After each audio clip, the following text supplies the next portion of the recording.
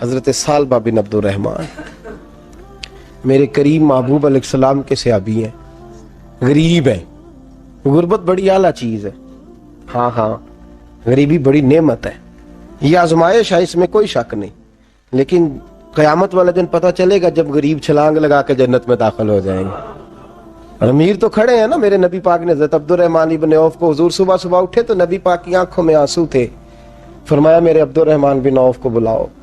حضرت عبد الرحمن بن عوف آئے تو حضور نے سینے سے لگا لیا، نبی پاک کھول کے روئے، یا رسول اللہ حضور کیا ہوا؟ فرمایا عبد الرحمن رات میں نے خواب دیکھی ہے، سارے جنت میں چلے گئے، تو پیچھے رہ گیا، تو پیچھے رہ گیا، میں کھڑا تیرا انتظار کرتا رہا، میں تیرے بغیر جا نہیں سکتا تھا، پھر تو آیا ہے تو تیرا سارا وجود پسینے سے بھیگا ہوا تھا۔ حضرت عبد الرحمن ابن عوف تڑپ کے روئے، قدموں پہ سر رہا، حضور میری غلطی۔ فرمایا یار تیرے پاس مال بڑا ہے، تجھے حساب دیتے دیتے لیٹ ہو گئی، تیرے بیگ کھل گئے، تجھے حساب دینا پڑ گیا، تو لیٹ ہو گیا، میں پریشان ہو گیا۔ حضرت عبد الرحمن ابن عوف نے 100 گھوڑا مال اوپر رکھ کے حضرت عبد الرحمن نے حضور کی بارگاہ میں پیش کیا، کہا یا رسول اللہ یہ۔ اور پتہ ہے ایک دن کیا ہوا؟ ایک دن سرکار کے وصال ظاہری کے بعد حضرت عبد الرحمن ابن عوف نبی پاک کے گھر کے دروازے کے باہر آ کے بیٹھ گئے اور یوں سر کو پکڑا ہوا ہے، رو رہے ہیں۔ حضرت ام سلمہ حضور کی زوجہ باہر آئیں، کہا بیٹا عبد الرحمن کیا ہوا؟ جب پوچھا کیا ہوا تو اور کھول کے روئے، کہا کیوں روتا ہے؟ کہا اماں جی جب تک میرے محبوب حیات ظاہری میں تھے مجھے بتاتے تھے یہ مال نہ کما، یہ کم، میں حضور سے بات کرتا تھا تو حضور روک دیتے تھے، اب مجھے ظاہراً بتانے والا کوئی نہیں، مال کے ڈھیر لگ گئے ہیں، آج حساب کرنے بیٹھا ہوں تو حساب نہیں ہو رہا، سوچتا ہوں اگر میں پھنس گیا تو مجھے کون اس سے بچائے گا؟ آپ محبوب کی زوجہ ہیں، میری ماں ہے، میں آپ کے پاس آیا ہوں، اماں جی مجھے بتائیں میں کیا کروں؟ تو حضرت ام سلمہ بھی رو پڑی، کہنے لگے محبوب تھے، میں کہاں ان کی ترجمانی کر سکتی ہوں، میں نبی پاک کی ترجمانی کیسے کروں؟ کہا اماں جی خدا واسطے مجھے کوئی حکم دے دیں، مجھے لگتا ہے عبد الرحمن برباد ہو جائے گا، ہلاک ہو جائے گا، خدا را مجھے کچھ بتا دیں، اتنا سارا مال ہے میں کہاں اس کا حساب دوں گا، مہربانی فرمائیں، یہ تجارتیں میرے گلے پڑ رہی ہیں۔ حضرت ام سلمہ کی جب منت کی تو فرمانے لگی جا بیٹے آدھا خیرات کر دے۔ کتنا؟ 2.5% نہیں، کتنے فیصد ہے؟ 50%، 50%۔ حضرت عبد الرحمن ابن عوف گئے اور 50% خیرات کر کے کہنے لگے اماں میں نے 50% دے دیے، میں بچ جاؤں گا نا، میں بچ جاؤں گا، میں دے آیا ہوں آدھا۔ تو حضرت ام سلمہ فرمانے لگی میں نبی پاک کی بارگاہ میں سفارش کروں گی تیری، اور نبی پاک اللہ کی بارگاہ میں سفارش کرے صلی اللہ علیہ وسلم۔ حضرت سالبہ بن عبد الرحمن حضور دعا کر دیں، غریبی ہے، میرے نبی پاک نے فرمایا تجھی اس حال میں ہے بہتر ہے، کرتے ہیں حضور نہیں دعا کر دیں، فرمایا تجھی اس حال میں ہے، تیسری دفعہ پھر آ گئے، حضور نے دعا کر دی، 4 بکریاں تھیں، چند مہینے گزرے، کچھ تجارت شروع کی، چھوٹے موٹا لین دین شروع کیا تو 40 ہو گئیں، کچھ وقت اور گزرا تو ریوڑ بن گیا، پھر گائیں بھی آ گئیں، پھر اونٹ بھی آ گئے، پھر لائنیں لگ گئی، پھر ہر وقت حضور کے قریب بیٹھنے کو دل کرتا تھا، اب لین دین کے معاملات تھے، اب ذرا طبیعت تھوڑی پیچھے ہٹنے لگی، تھوڑا دل پیچھے ہٹنے لگا، پہلے 5 نمازیں مسجد میں، پھر زور اثر کی چھٹی، میری طرف دیکھو اور دیکھو میں کیا عرض کر رہا ہوں، پھر زور اثر گئی، پھر کچھ وقت گزرا تو مغرب بھی گئی، پھر اتنی بڑی حویلی کوئی نہیں، پھر باہر جا کے مدینے سے ڈیرا لگا لیا، جمعے کے جمعے آتے، زکوٰۃ کا حکم آ گیا 2 ہجری میں، حضرت ابو ہریرہ رضی اللہ تعالیٰ عنہ امیر زکوٰۃ مقرر ہوئے، 5 اونٹوں پر 1 بکری، یہ زکوٰۃ ٹھہری۔ اب جب گئے نا اونٹ گنے اور بکریاں گننے لگے، اوہو 1 کروڑ پہ 2.5 لاکھ، کس نے دیا تھا؟ دعا کس نے فرمائی؟ اوہو اتنا، میرے پیسے بینک سے میسج آ جائے گا اتنے کم ہو گئے، اوہو بڑی مصیبت بنے گی، مجھے تو خوشی ہوتی ہے جب آتے ہیں تو اب یہ والا میسج بھی چلے گا کہ اتنے مائنس ہو گئے، توبہ توبہ، پریشانی لگ گئی، بڑی طبیعت، انکار نہیں کیا، کہنے لگے حضور سے جا کے عرض کرنا میں خود آؤں گا، اور جہاں محبوبیت ہو وہاں اتنے لفظ بھی بے ادبی ہیں، وہاں ٹھہر جاؤ، سوچتا ہوں، سمجھتا ہوں، غور کرتا ہوں، یہ جملے بھی وہاں توہین ہوتے ہیں۔ محبوب ہو اور وہاں انسان سوچ سمجھ کی بات کرے، وہاں انسان، بابا بلے شاہ صاحب نے کہا عقل آخ دی چگے نو سام کے رکھ، عشق آخ دے بال کے سیکنا چاہیے ہے۔ کہا جا کے کہنا میں آؤں گا۔ سب کی زکوٰۃ لے آئے، در رسول پہ آئے، حضور نے فرمایا پہلے سالبہ کی بات بتاؤ، پتہ تھا نا پہلے سال۔ حضور اس نے کہا تھا میں آؤں گا۔ حضرت ابو ہریرہ کہتے ہیں نبی پاک نے ٹھنڈی آہ بھری، آہ ٹھنڈی، فرمایا ہلاک ہو گیا۔ اس کو کہا تھا نہ اس چکر میں پڑ، ہلاک ہو گیا، ہلاک۔ حضرت ابو ہریرہ فرماتے ہیں دو باریک باریک آنسوؤں کے قطرے بھی میں نے محبوب کی آنکھوں میں دیکھے۔ اپنا ہے نا تو دکھ ہوا، یار میرا اپنا تھا، ہلاک ہی ہو گیا ہے، کدھر چلا گیا ہے۔ ان کو بھی بعد میں خیال آیا، او ہو میں تو غریب تھا، یہ آیا کدھر سے تھا، میں تو غلامی رسول میں آتا گیا تو رب میری عزتیں بڑھاتا گیا، یہ میں کس چکر میں پڑ گیا۔ آئے لائنیں بکریوں کی لائے، حاضر کی، حضور وہ میں نے کہا تھا حضرت ابو ہریرہ سے میں خود آؤں گا، حضور میں خود لایا ہوں۔ فرمایا محبوب نے مجھے تو نہ بتا، میں تو سمجھتا ہوں، میں نے کہا تھا تو میں آ گیا ہوں۔ فرمایا چل اٹھا، دوڑ جا، لے جا۔ حضرت ابو ہریرہ فرماتے ہیں انکار محبوب نے سالبہ کو کیا، لیکن آنسو ابو بکر صدیق کے بھی نکل گئے۔ فرماتے ہیں درد عثمان غنی کو بھی ہونے لگا، تڑپ مولا علی بھی گئے۔ فرمایا جا لے جا، نہیں چاہیے تیرے پیسے۔ فرماتے ہیں سالبہ نے ہاتھ باندھے، کہا محبوبہ غلطی ہو گئی، حضور مجھے، فرمایا تجھے کہا نہ تیرے نہیں چاہیے، نکل جا۔ حضرت ابو ہریرہ فرماتے ہیں جب نبی پاک نے رخ پھیرا تو صحابہ کی زبانوں پہ بھی جاری ہو گیا یہ تو ہلاک ہو گیا۔ کہتے ہیں مدینے میں قحط پڑ گیا، محبوب نے فرمایا بلال تو بھی آج لا۔ ایک خشک چھوارا حضرت بلال کا قبول ہو گیا، لیکن سالبہ لائنیں لگی یا مال کی، فرمایا جا لے جا، تیرا قبول نہیں ہے۔ فرماتے ہیں تڑپتے رہے ساری زندگی اور مال کو دیکھ دیکھ کے آہیں بھرتے رہے، لیکن کریم نے اس تجارت کو قبول۔ حضرت ابو بکر صدیق کے پاس آئے، سرکار کے وصال، حضور قبول فرما لیں۔ فرمایا ساری دنیا کا قبول ہے، جس کا میرے نبی نے قبول نہیں فرمایا میں کیسے قبول کر لوں۔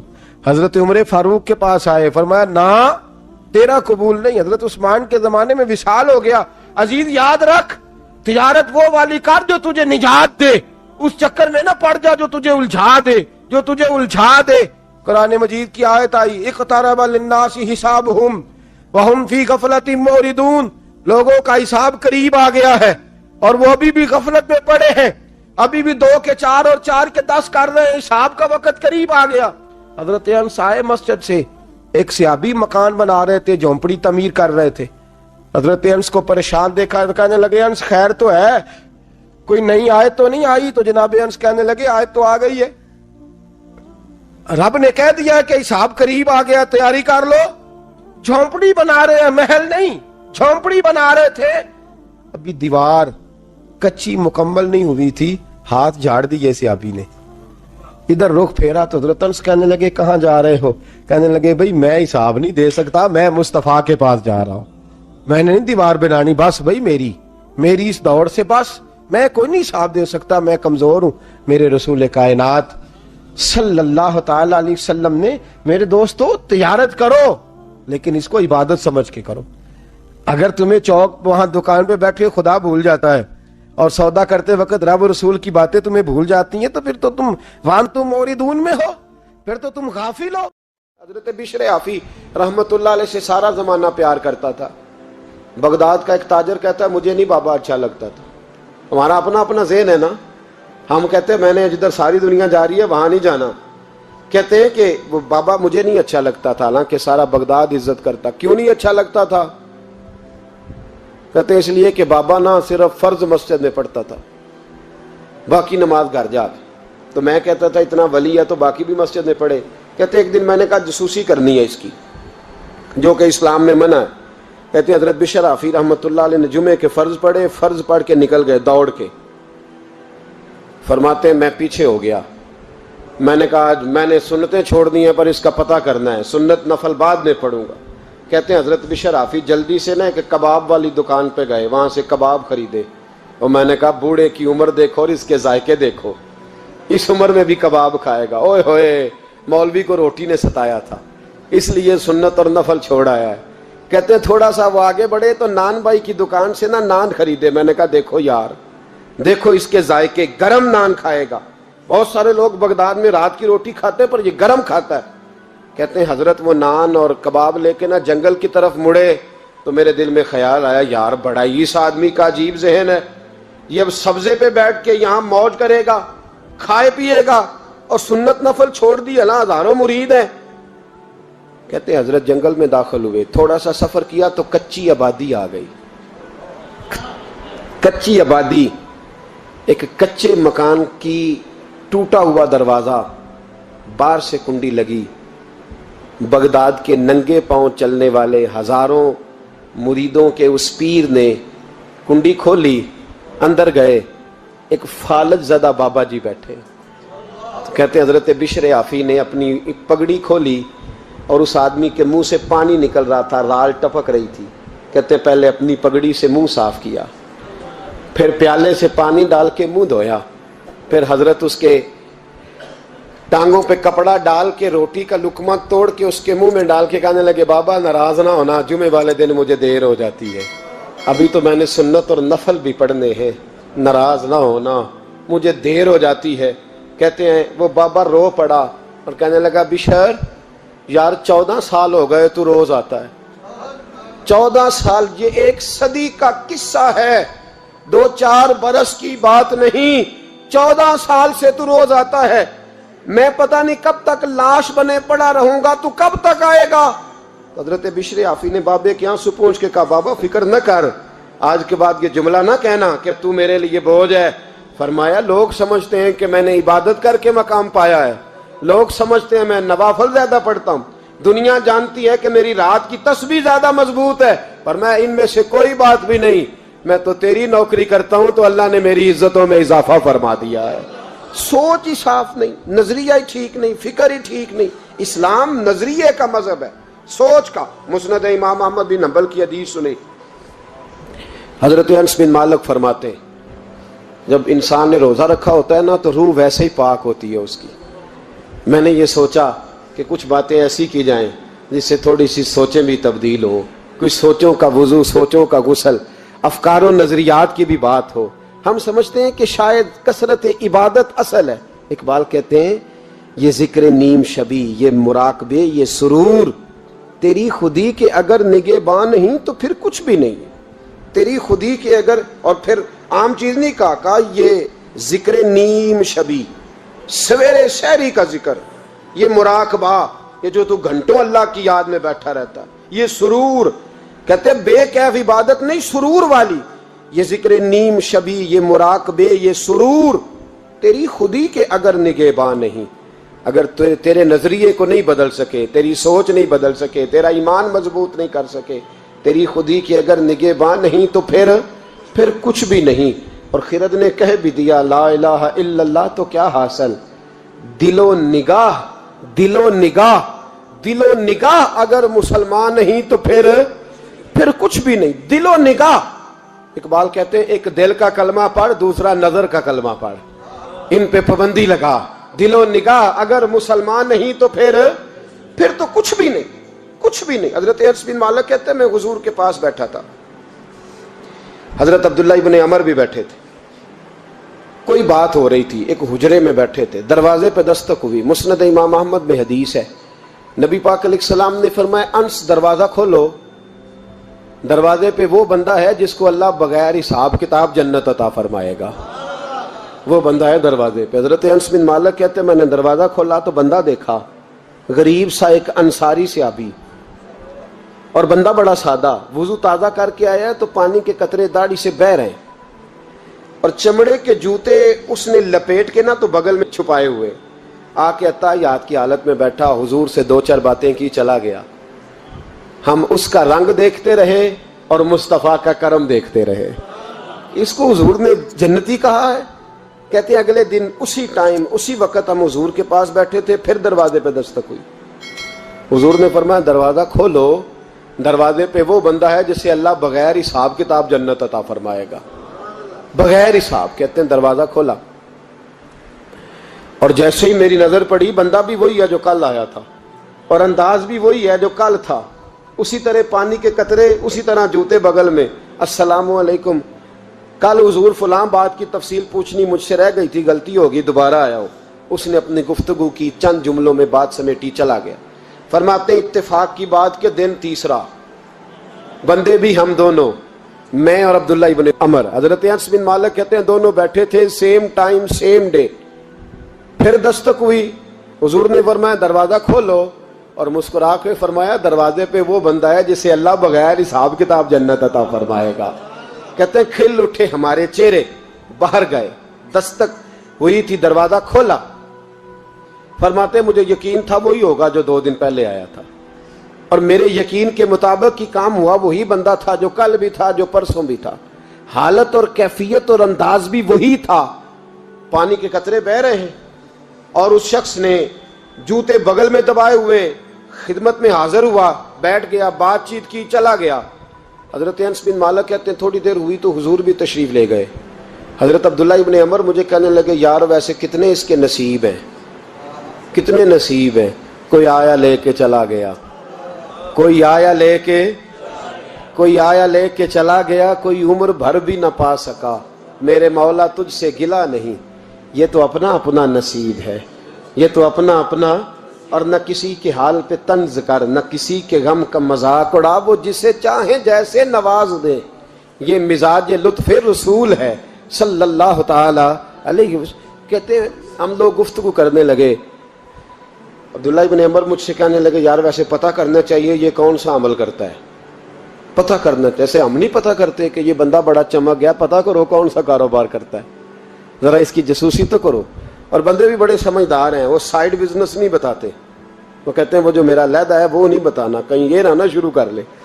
حالانکہ انسان کے پاس جو خوبی، جو اللہ نے اسے دولت دینی ہوتی ہے، وہ اپنا اپنا نصیب ہوتا ہے، وہ گھر میں بیٹھے بھی اللہ عطا کر دیتا۔ وہ کہتے ہیں کہ پتہ کرو کیا عمل کرتا ہے، تو حضرت عبداللہ ابن عمر کہتے ہیں میں اس کے پیچھے ہو گیا، اس سے سلام لی، تو میں نے کہا مجھے 2-3 دن کے لیے مہمان بنا لو گے، مان نہ مان میں تیرا مہمان، 2-3 دن کے لیے مہمان بنا لو گے؟ تو کہتے ہیں مجھ سے کہنے لگا کوئی گھر میں جھگڑا ہو گیا، کیونکہ پڑوس میں تو تمہارا، قریب ہی تو تمہارا گھر ہے، میرے مہمان بننے کو جھگڑا ہے؟ تو میں نے کہا چلو ایسے ہی سمجھ لو، پر مجھے مہمان بنا لو۔ کہتے ہیں میں 3 دن اور 3 راتیں اس شخص کے ساتھ رہا، وہ کتنا صدقہ کرتا ہے میں نوٹ کرتا رہا، نماز کتنی پڑھتا ہے، اس کا کیا، میں چاہتا تھا کہ وہ عمل مجھے ملے، اس کی برکت سے مصطفیٰ نے اسے 3 مرتبہ جنتی فرمایا ہے، تاکہ وہ کیفیات مجھے بھی ملیں۔ حضرت عبداللہ ابن عمر کہتے ہیں کہ میں نے کوئی خاص چیز نہیں دیکھی، وہ عشاء پڑھتا تو فجر تک بستر پہ کروٹیں لیتا، اور میں الحمدللہ اٹھ کے تہجد بھی پڑھتا، نوافل بھی پڑھتا۔ کہتے ہیں وہ 1 سپارہ پڑھتا، میں 3 پڑھتا۔ فرماتے اس نے 3 دنوں میں کھجور بھی صدقہ نہیں دی، کہ کھجور بھی، اور میں نے بڑے بڑے غریبوں کی مدد کی۔ میں کہنے لگا کہ عمل تو میرا زیادہ ہے اس سے، پھر خوبی کیا ہے؟ خاص توجہ کرنا، اسلام اور دین کا جو فکری اساس، جو فکری اساس ہمیں صحابہ نے دی۔ حضرت عبداللہ ابن عمر کہتے ہیں میں نے تیسرے دن اسے کہا بھائی اللہ تیرا بھلا کرے، تو نے بڑی خدمت کی، میں نے جانا ہے میرا کوئی جھگڑا نہیں ہوا تھا، میں تو بس تیرا عمل دیکھنے آیا تھا کہ تو عمل کیا کرتا ہے۔ تو وہ صحابی کہتے ہیں مجھے کہنے لگے یار تو میرا عمل دیکھنے آیا تھا، مجھے بتا تو صحیح کیا نے، اور کیوں دیکھنے آیا میرا عمل، تجھے کیا ضرورت پڑی میری جاسوسی کی؟ تو کہتے ہیں مجھ سے جب اس نے سوال کیا تو میں نے اس کو کہا بھائی تو 3 دن آیا نا، ہم بیٹھے ہوئے تھے؟ کہا ہاں میں آتا رہا ہوں۔ کہا 3 دن نبی پاک نے فرمایا اللہ تجھے بغیر حساب کتاب جنت عطا فرمائے گا۔ تو میں چاہتا تھا کہ میں ذرا جاسوسی کروں، ذرا دیکھوں، کھوج لگاؤں کون سا ایسا عمل ہے، آپ بھی ذرا دھیان دیجئے گا کون سا ایسا عمل ہے۔ حالانکہ تو عشاء پڑھتا ہے اور اٹھ کے فجر پڑھتا ہے، میں تہجد بھی پڑھتا ہوں، تیرا سپارہ 1 ہے میرے 3 ہے، کون سا ایسا عمل ہے جس کے سبب تجھے جنت ملے گی؟ کہتے ہیں وہ صحابی کہنے لگے یار کوئی ایسا عمل نہیں، کوئی شے نہیں، میں اس قابل ہی نہیں، من نانم کے من دانم، جو میں ہوں مجھے پتا ہے۔ کہا پھر کوئی بات تو ہوگی، تیری مہربانی بتا دے، میں نے 3 دن 3 راتیں محنت کی ہیں، بتا دے۔ کہتے ہیں وہ کہنے لگے اگر تجھے بتاؤں نا تو پھر سن، میں جب رات کو سوتا ہوں تو اپنے دل پہ نظر ڈالتا ہوں، اور سویرے جب اٹھتا ہوں تو پھر اپنے دل پہ نظر ڈالتا ہوں، موبائل پہ نہیں، کنجی پہ نہیں کہ چابیاں کدھر ہیں، بٹوے پہ نہیں، میں رات کو سوتے ہوئے بھی اپنے دل پہ نظر ڈالتا ہوں، سویرے اٹھتے ہوئے بھی میں سب سے پہلے اپنے دل پہ نظر ڈالتا ہوں۔ فرماتے ہیں الحمدللہ میرے دل میں کسی کا حسد نہیں ہے، کسی کے بارے میں کوئی کینہ نہیں ہے، کوئی کسی کے بارے میں میل نہیں، میں اللہ کے ہر بندے کے بارے میں سوچ، نظریہ، فکر اچھی رکھتا ہوں۔ اور فرمایا میں تیرے بارے میں بھی عبداللہ یہی سوچتا ہوں کہ تو مجھ سے زیادہ نیک ہے۔ الحمدللہ اس وقت بھی میرا ذہن یہ ہے کہ انس بن مالک مجھ سے زیادہ پرہیزگار ہے، اس وقت بھی میری سوچ یہ ہے کہ محبوب کے سب صحابہ میں سب سے کمزور میں ہی ہوں۔ نابد عبداللہ ابن عمر کہتے ہیں میں نے اس کا ہاتھ چوما، میں نے کہا سمجھ آ گئی ہے، تیرا نظریہ، تیری سوچ پکی اور سچی مسلمان ہے۔ بغداد کے چوک میں مزدور بیٹھے ہوتے تھے، تو میری ان مزدوروں میں سے ایک نوجوان بچے پہ نظر پڑی، بڑا کمزور سا وجود تھا لیکن چہرے پر عبادت کا نشان تھا، ماتھا بتاتا تھا کہ نماز کا بڑا خیال رکھتا ہے۔ میں اس کے قریب گیا، چہرے بھی بڑا کچھ بتاتے ہیں نا، چہروں میں بھی بڑی رانائی ہوتی ہے۔ فرماتے ہیں میں قریب گیا، میں نے اس کو کہا بیٹے مزدوری کرو گے؟ تو کہنے لگا مزدوروں میں بیٹھا ہوں تو حضور مزدوری کے لیے ہی تو بیٹھا ہوں۔ تو میں نے کہا کہ چلو پھر، کہنے لگا نہیں میری کچھ شرطیں۔ میں نے کہا بتاؤ؟ کہنے لگا پہلی شرط یہ ہے کہ لوگ 4 دینار دیہاڑی لیتے ہیں، میں 3 دینار لوں گا۔ میں نے کہا یار بھائی تو بڑی بہترین ہے، باقی بھی اس طرح کی رکھ لے۔ اس نے کہا حضور دوسری شرط یہ ہے کہ میں آپ کی مکمل بات مانوں گا لیکن جب اذان ہو جائے گی پھر آپ کی نہیں سنوں گا۔ تیسری بات اس نے یہ کی کہ حضور میں آپ کے گھر میں کام کروں گا پر آپ کے کسی سوال کا جواب نہیں دوں گا۔ کہتے ہیں میں نے کہا یار تو بڑا عجیب ہے، شرطیں تو مالکوں کی ہوتی ہیں۔ کہنے لگا جی بہرحال میں شرطیں لگا کے جاتا ہوں۔ فرماتے ہیں میں اسے گھر لے آیا، کام میں نے اس کو بتایا تو جو کام مزدور سارے دن میں کرتا ہے نا اس نے 2 گھنٹے میں ہی کر دیا۔ ہمارے مزدور سگریٹ پینے میں بھی تو آدھا گھنٹہ لگاتے ہیں، وہ چائے پینے جائیں تو پونا گھنٹہ، وہاں ان کو بھی تو دیانتداری کرنی چاہیے کہ نہیں کرنی چاہیے؟ نے معاہدہ کیا ہے نا جی تو پورا اترنا چاہیے نا۔ کہتے 2 گھنٹے میں، اب کام جب بندہ شروع کراتا ہے تو کام اور نکل آتا ہے۔ کہتے کام میں نے اس کو اور بتا دیا، وہ کرنے لگا۔ اس نے مٹی نکال کے رکھی تھی باہر رستے میں، تو اذان ہو گئی زور کی، اس نے وہیں کدال چھوڑی کہیں اور چلنے لگا۔ تو میرا بیٹا کہنے لگا اس کو ذرا برابر کر دو۔ کہنے لگا چپ کر جا، تیرے باپ سے بات ہوئی تھی، جب اذان ہوتی ہے تو میں کسی اور کی نہیں سنتا، صرف اللہ رسول کی سنتا ہوں۔ کہتے ہیں مسجد چلا گیا، نماز پڑھ کے آئے تو دوپہر کا وقت تھا۔ میری بی بی کہنے لگی اس کو کھانا کھا لے۔ کہتے ہم نے کہا کھانا کھا لو، تو کہنے لگا میں نے روزہ رکھا ہوں، رمضان بھی نہیں تھا، نفلی روزہ رکھا ہوں۔ فرماتے ہیں شام ہوئی، میں نے 3 دینار دیے تو میں نے کہا تیرا نام کیا ہے؟ کہنے لگا میں نے آپ سے کہا تھا میں کسی سوال کا جواب نہیں دوں گا۔ کہتے وہ چلا گیا۔ اگلے دن میں پھر لینے گیا اسے، کام کچھ اور نکل آئے تو لوگوں نے بتایا وہ صرف ہفتے والے دن آتا ہے۔ میں نے کہا کیوں؟ کہنے لگے جی وہ کہتا ہے میرا ہفتے کا خرچہ 3 دینار ہے، جب 3 دینار کما لیتا ہوں تو باقی سارا ٹائم اللہ رسول کی ذکر میں گزار دیا کرتا ہوں۔ فرماتے ہیں جی اگلے ہفتے میں پھر لینے گیا، میں نے پورا ہفتہ انتظار کیا کہ کام اسی سے کرانا ہے۔ میں جب گیا تو میں نے کہا چلو، کہنے لگا میری شرطیں یاد ہیں نا؟ اور میں نے کہا یاد ہے بھائی ساتھ چل۔ فرماتے ہیں کام کرایا، 2-3 ہفتے وہ آتا رہا۔ ایک ہفتے میں گیا تو لوگوں نے کہا حضور آج نہیں آیا، کیوں؟ کہنے لگے بیمار ہو گئے۔ کہاں گھر ہے؟ کہنے لگے بغداد کے قبرستان کے پیچھے جو کچی آبادی ہے اس میں رہتا ہے۔ فرماتے میں گیا، دروازے پہ دستک دی تو کہنے لگا حضور آپ ہیں؟ دروازہ کھولا ہے، آ جائیے۔ فرماتے ہیں میں اندر گیا تو میں نے کہا تمہیں کیسے پتا چلا میں آیا ہوں؟ کہنے لگا حضور اللہ والے ہو، آپ نہیں آنا تھا، ورنہ امیر تو غریبوں کا پتہ لینے کوئی نہیں آتے۔ کہتے میں قریب گیا تو کہنے لگا میں آپ کا انتظار کر رہا تھا، تیز بخار ہے، تپ رہا۔ جیب سے کچھ پیسے نکالے، کہنے لگا یہ پیسے رکھ لیں۔ ایک انگوٹھی نکالی، کہنے لگا حضور آج رات کو میرا انتقال ہو جائے گا، ان پیسوں کا کفن خرید کے صبح جنازہ پڑھ کے مجھے دفن کر دینا۔ اور اور جب دفن کرو تو یہ انگوٹھی لے کے عصر کے بعد ہارون رشید کے پاس جانا. آپ اسے کہنا میں نے ملنا ہے، پر وہ آپ کو ٹائم نہیں دے گا. آپ اس کو آواز دیجئے گا کہ تیری ایک امانت ہے میرے پاس. پھر وہ آپ سے ملے گا تو انگوٹھی دے دیں، پھر آپ میری طرف سے فارغ ہیں. حضرت فرمانے لگے تیرا نام؟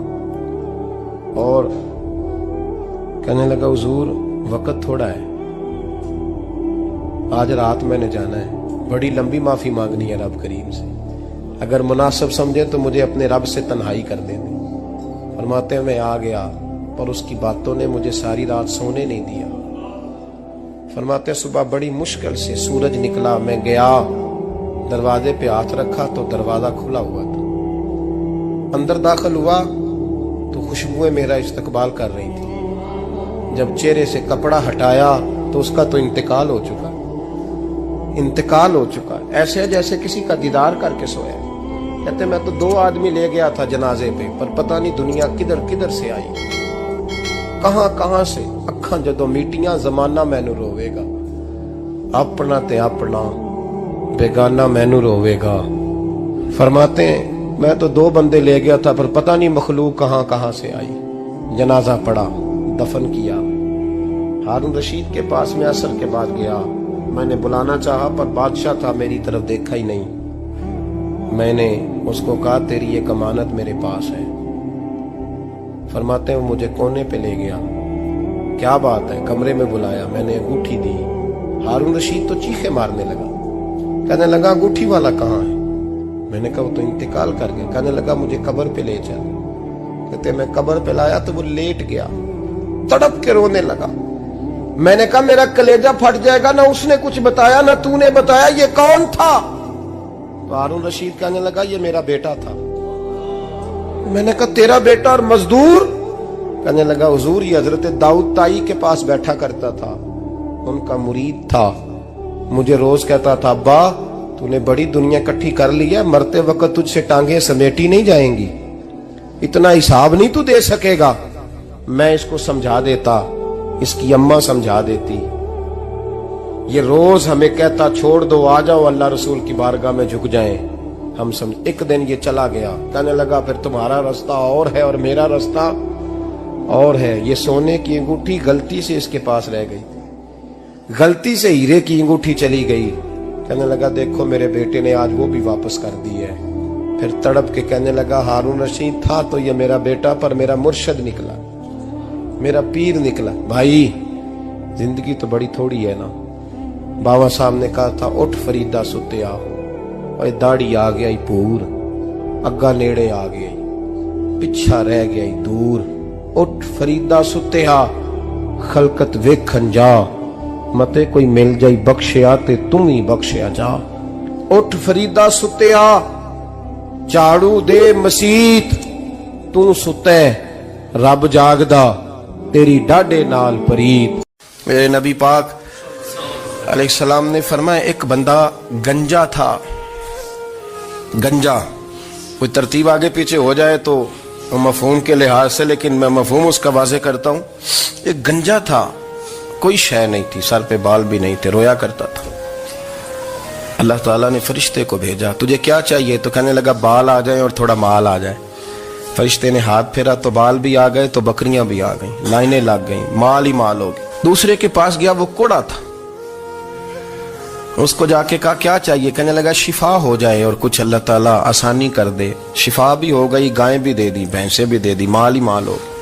پھر ایک کے پاس گیا، وہ اندھا تھا. تجھے کیا چاہیے؟ اس نے کہا آنکھیں مل جائیں اور کچھ ساتھ اللہ مال دے دے. اونٹ ہی اونٹ ہو گئے. جب بڑا نواز دیا تو پھر مالک نے امتحان لینے کا ارادہ کیا. یاری تیری سونا ہے پر آزمائشاں بھی تیریاں اگ، آزمائشاں تیریاں، صحیح کہہ رہا ہوں، آزمائشاں تیریاں، یاری تیری سونا ہے پر آزمائشاں تیریاں. اے سونا پرکھیا جاوندا ہی پہلو نال لگاں دے لگ. اللہ نے فرمایا آزمائش کرو. سب سے پہلے گنجے کے پاس آئے، اسے کہا اللہ کے رستے میں کچھ دے. کہنے لگا میرے خرچے ہی بڑے. دیکھو تو صحیح کتنی مشکل میں وقت گزارتا ہوں، حال ہی کوئی نہیں. تو اس نے کہا میں نے تو سنا ہے تو گنجا اور بھوکا ننگا تھا. کہنے لگا میں تو جدی پشتی رہی سے آدم ہوں، تو یہ کس پاگل نے کہا ہے بھاگ جا. اس نے کہا اچھا جیسے تو تھا ویسے ہی ہو جائے. खेत खलियान उजड़ गए, फिर से गंजा हो गया। हुजूर अलैहिस्सलाम फरमाने लगे, फिर वो उसके पास गया जो कोड़ा था, उसे कहा कुछ दे।